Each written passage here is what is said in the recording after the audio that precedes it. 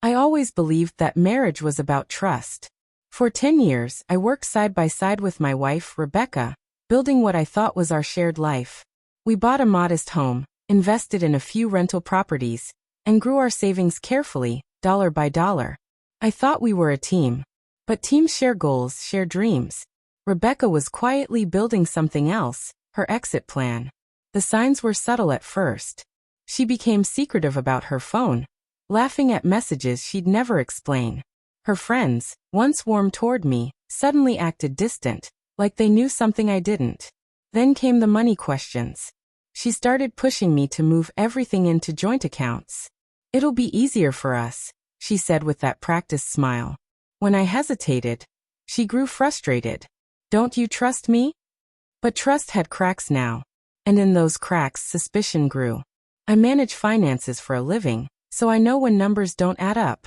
Late one night, I logged in to review our statements. That's when I saw it. Small withdrawals from our shared accounts trickling out steadily. When I confronted her, she brushed it off. "Just little things, James. Stop worrying so much." But it wasn't little. It was deliberate. And then, like a lightning strike, I discovered the truth. A friend of mine, an attorney, called me privately. He had seen Rebecca at a consultation. Divorce papers.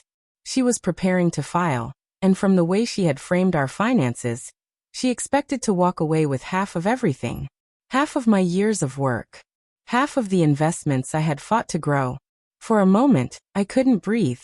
It wasn't the betrayal of love that cut the deepest. It was the betrayal of partnership. She hadn't just planned to leave me. She had planned to strip me of everything I had built. But she had underestimated me. Because if Rebecca wanted to play financial chess, she had no idea who she was up against. When the official papers arrived, I sat at the kitchen table, a calm smile on my face. Julia thought she was about to claim victory, imagining the house, the cars, and the bulk of my accounts under her control. But as her lawyer went through the documents, confusion spread across his face. The house? Not mine anymore. The business profits? Already secured in a trust. The savings? Moved months ago into a structure she couldn't touch. Her plan crumbled before her very eyes. Julia's voice, usually so sharp and commanding, wavered with panic. "What do you mean there's nothing here?" she demanded. But the truth was unavoidable. She had bet on greed and deception, and the cards had collapsed. I leaned back, watching her unravel, every ounce of her confidence draining away as she realized she had underestimated me. For years, she had thought of me as the dependable provider, the man who would never fight back. But the tables had turned. The assets she thought she would walk away with had been shifted out of reach, legally and cleanly. I had protected everything not just for myself, but for the future I knew I deserved, one without betrayal weighing me down. As the days passed, Julia's desperation only grew. Her once secretive plans turned into frantic attempts to salvage something, anything, from the wreckage she had created. Friends who once admired her elegance began to whisper about her downfall, while I quietly built a new life, free from the poison of her schemes. I had always believed in fairness, in love built on trust and respect. But when betrayal entered our marriage, I had no choice but to protect myself.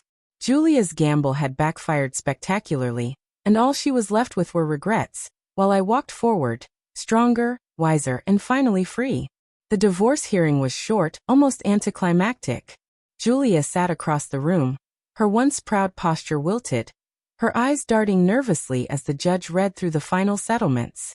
She had expected to leave with luxury, to claim the life I had built, but all she walked away with was the bare minimum. A fraction compared to what she had once envisioned. Her silence spoke louder than any argument she could have made. I left the courthouse with my head held high. The weight of years of deception finally lifted from my shoulders. The assets I had secured were intact, the land and investments safe, and my future no longer tied to someone who saw me as nothing more than a stepping stone. Outside, the air felt fresher, the sky brighter. Not because the world had changed, but because I had.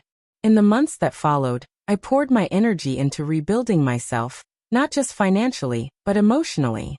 The trust one had once placed in Julia was gone, replaced by lessons carved deep into my heart.